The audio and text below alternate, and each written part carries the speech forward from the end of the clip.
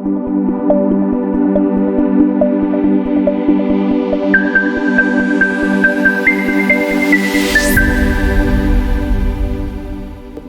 Streit. I'm the CEO of PragerU. I'm from here, Los Angeles, California.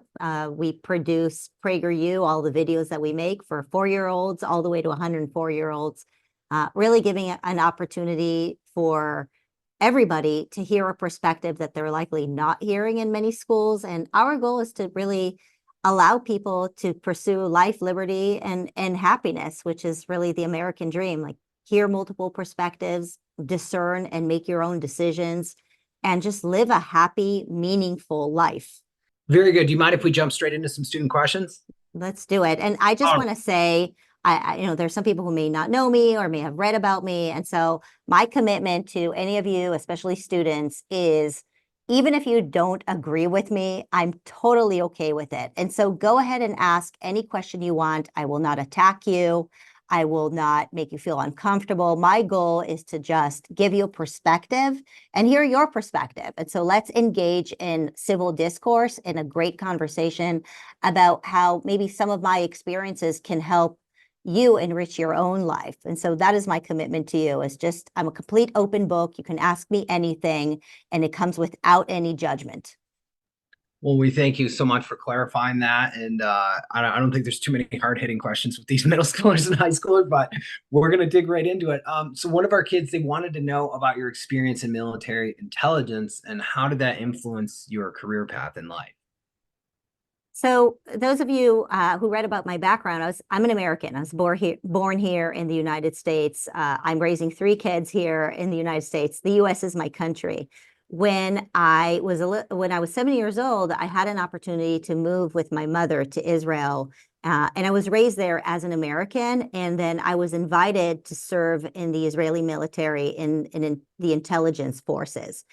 And it was really one of the best educations I could ever receive. And one of the reasons why it was so special was because you're dealing with a real life situation. It's not fully academic, it's real life, and there are real consequences to the decisions and the deliverables that I had to give when I was 18 years old. And so they trained me to have discernment and to be able to look at things and poke at things and really melt a bunch of disciplines into one. And so if you think about it, when you're learning math or you're learning literacy, you're kind of learning it as these kind of like horizontal pieces, but they oftentimes don't all connect. But life, everything is all connected.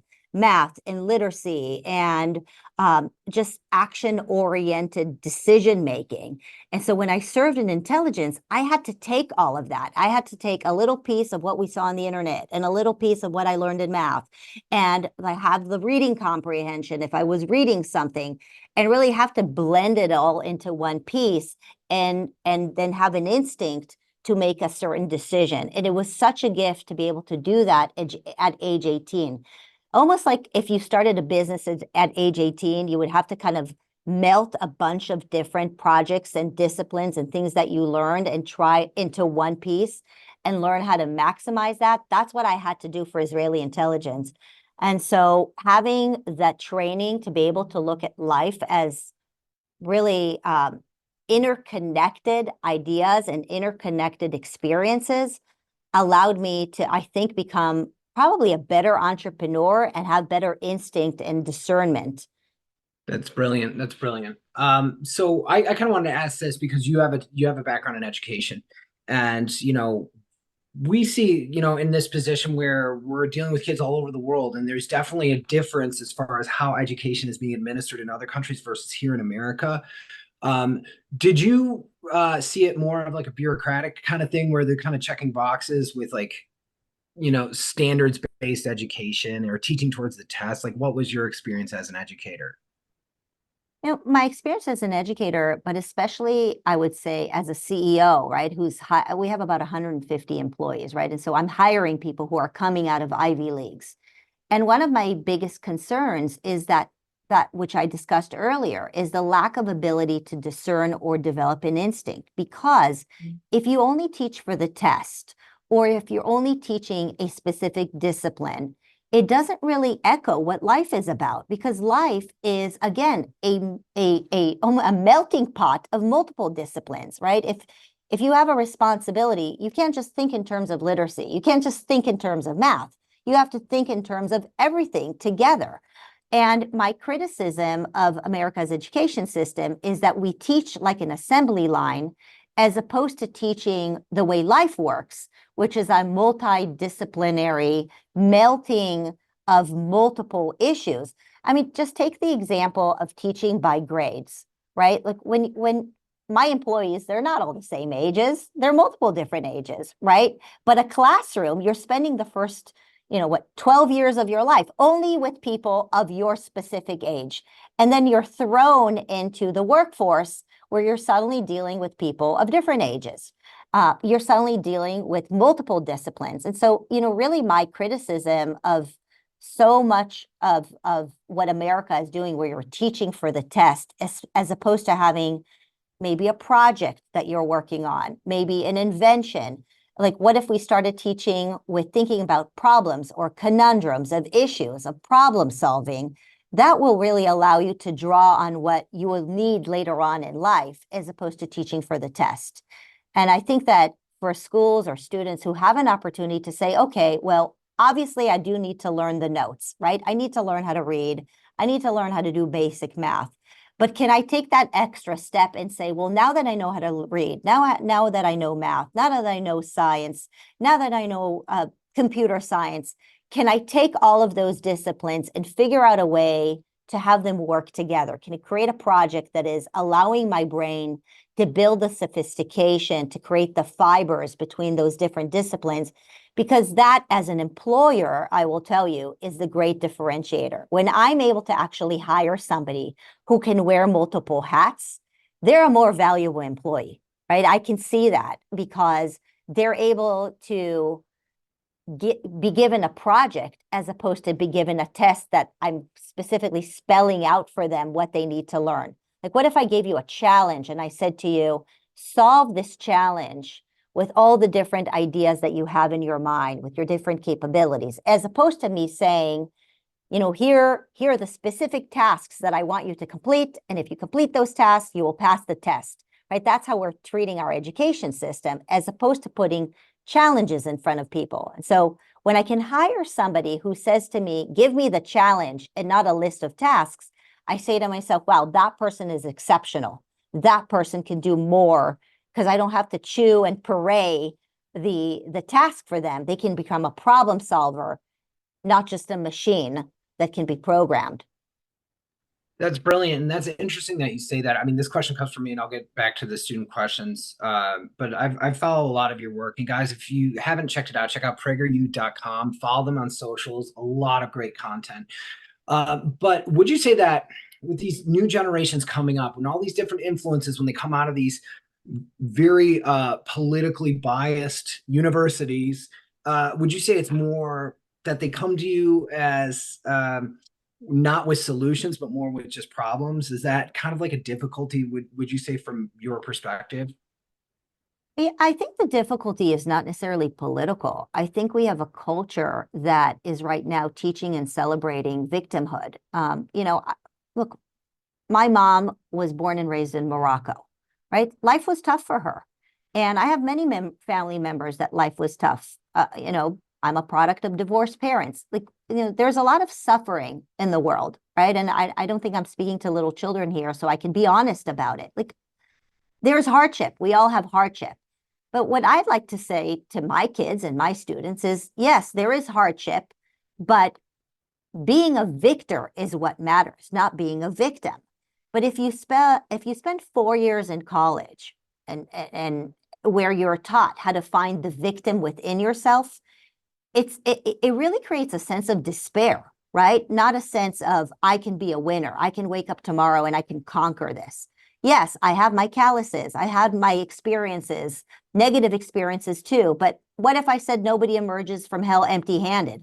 What if I take those things that I went through that were so difficult and I actually turn that into a stepping stone, because that just made me even stronger, even more capable, even more driven. Like, I know what perseverance looks like because I went through that as a child. Like, what if we infuse that into the next generation? This should not be a political statement, right? And so, look, the issue is that if the schools are teaching you to think of yourself in terms of an oppressed and to celebrate the oppressed, right? Instead of celebrating the winner, we're celebrating the oppressed.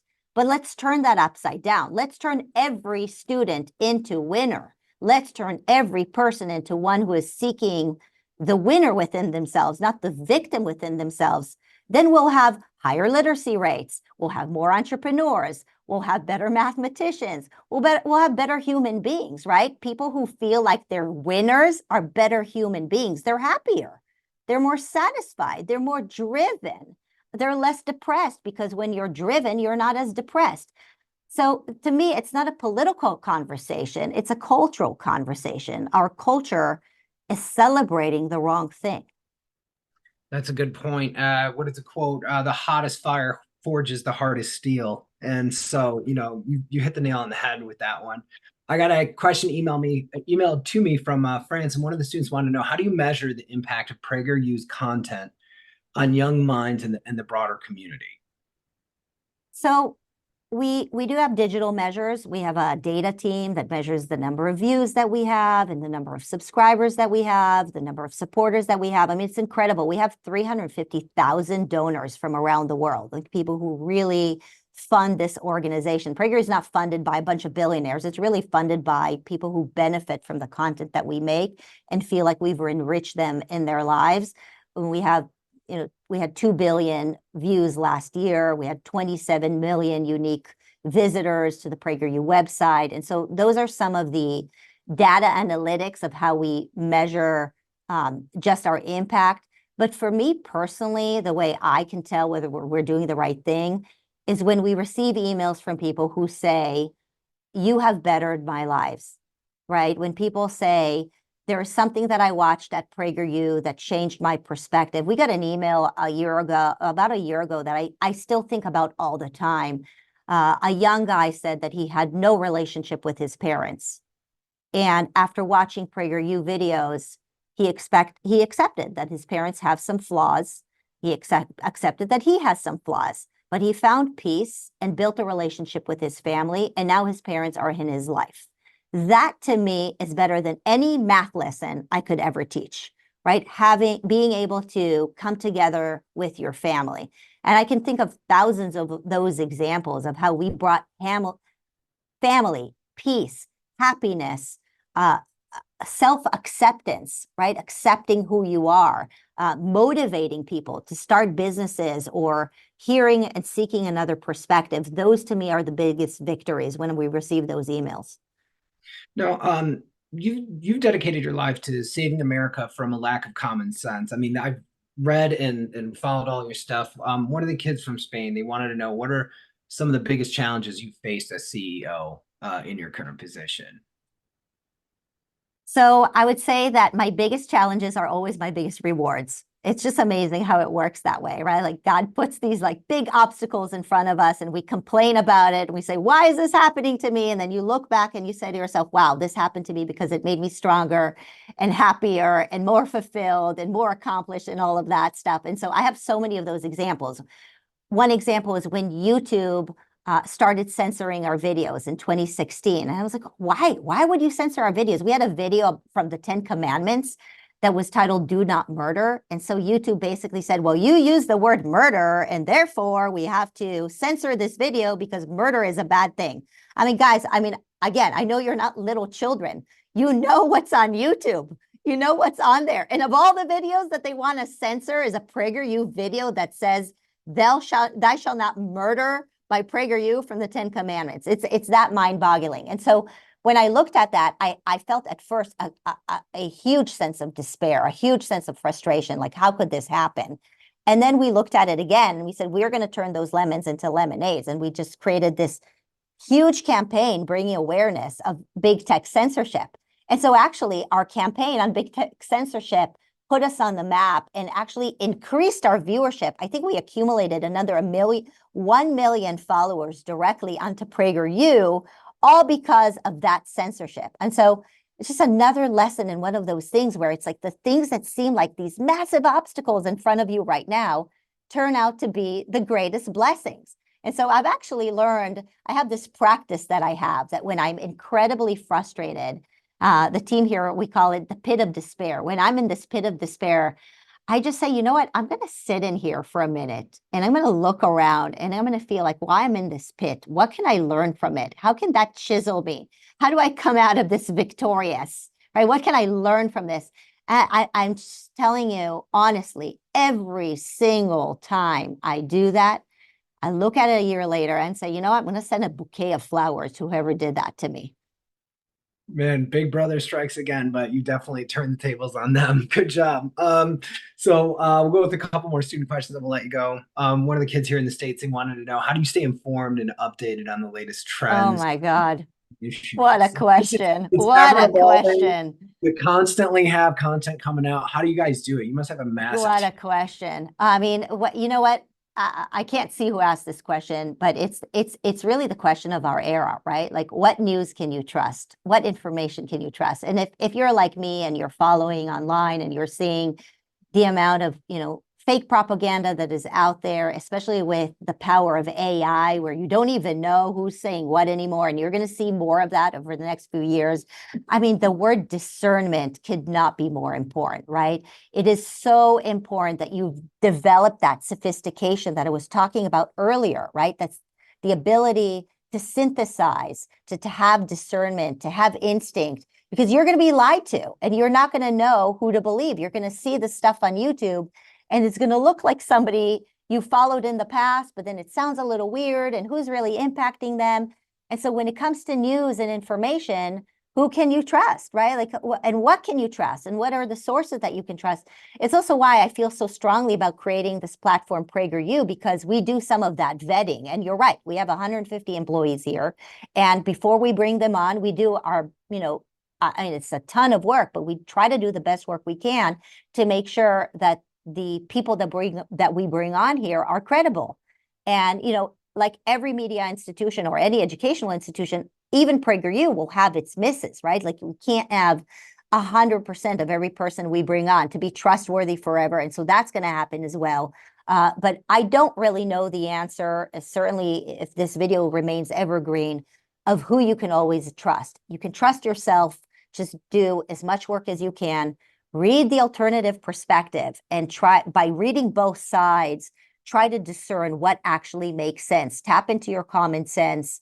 Have conversations with people that helps you kind of like get the engine flowing. Real face-to-face conversations with people will allow you to tap into your human instinct, which I think is very important. And for me, I will rely on the timeless wisdom of the Bible, because so much of what we're going through today, while it feels incredibly new, the human interactions, the fight between good and evil, those things are not new. And so you want to kind of like take timeless wisdom and read original sources and apply some of that to help you discern truth versus false. History is cyclical. It comes in full circle over and over again, and it never changes. And I love that you're touching on that. Is it cool if we go with two more student questions and let you go? Yeah, absolutely. So, Absolutely. one of the kids, they wanted to know, what are the future goals for PragerU? I mean, you guys are constantly moving the line, moving it up. So what do you guys have on the horizon? Yeah, well, we currently make 40 pieces of brand new content every single week. It's almost hard to imagine what we're going to do more. But, we're here to serve as a nonprofit. We're really driven by what we feel the audience and pro-liberty people around the world need. And so we're tuned in to what people want and need. We launched PragerU Kids only a couple of years ago because we realized that so many children are not receiving these important messages of being winners and entrepreneurship and loving liberty, all of that stuff. And so we launched that project. It's hard for me to say because as a tech junkie entrepreneur, I know that we're going to keep inventing new things. And I think that any tech junkie entrepreneur who tells you that they know for sure what they're going to do over the next 10, 20 years is either lying to you or is really kind of not aware of how technology works. As there's new technology and new innovation, we're always sitting on the cusp of what else we can do with with, the innovations that we're seeing out there. But, my commitment is to our values. And as long as we can spread our values and do a lot of good and bring happiness and sanity and to as many people as possible, we're going to try to meld that with technology and offer more things. So I'm sure there's more to come, but technology is what's going to help me make that discernment. Yeah, absolutely. And guys, if you haven't already, check out PragerU.com. There's a lot of common sense stuff on there. Me as a parent, I have my son watch this stuff as well. So our final question, I asked this of all of our guests, is there any advice, Marissa Streit, do you have any advice for these students as they go off into the world and figure out kind of what path they want to lead? My advice is it's one step at a time. I oftentimes get overwhelmed too. When we started PragerU 13 years ago, I didn't know it will turn into this behemoth that I'm describing. And so I kind of vision my career as this mountain, and I don't know at what rate I'm going to climb it. And I don't even know what's at the top of the mountain. I just start taking one step at a time. And so if you're at the beginning of your career, don't feel like you have to make a decision right now what the rest of your career is going to look like. Now, obviously, if you want to be a doctor and you have to, put in many years of studying, that's one thing. But it's okay to take one goal at the time and not get overwhelmed by this idea that you have to make that decision, right? You might invent something one day that is totally new. I think so many new careers are going to be invented in the next few years. And so you may not even know where that's going to what's going to happen. Your first job should not be your hobby. Figure out what you're good at and figure out what people are willing to pay you for. And that will simply be your next step up that mountain. And, maybe the following job will be more of your hobby, more of something that you enjoy, more of a discovery into what are the blessings that you have and what you're able to do. One step at a time, take the opportunity that's presented to you, that's in front of you, and just keep climbing that mountain. And hopefully when you're in your 40s, you'll be looking down, you'll say, wow, now I realize what I'm meant to do. But you may not be. You might be in your 60s. One of my very, very close friends, I'll just share with this one thing because I think about this all the time. Bernie Marcus has been a mentor to me. He's the founder of Home Depot. Bernie Marcus started Home Depot when he was almost 50 years old, right? And so he didn't figure out what he's meant to do until his 50s. And so if Bernie started in his 50s, I think all of us have enough time to still figuring out what our next steps are. Brilliant advice. Brilliant advice. So thank you so much from the bottom of our hearts. Before I let you go, traditionally I allow everyone to unmute and then I'll end the meeting for all. Can we all say thank you to Marissa Streit for taking time out of her valuable day to come talk to you guys? Thank you so much. We appreciate you greatly. Thank you. Thank you. Thank you. Thank you.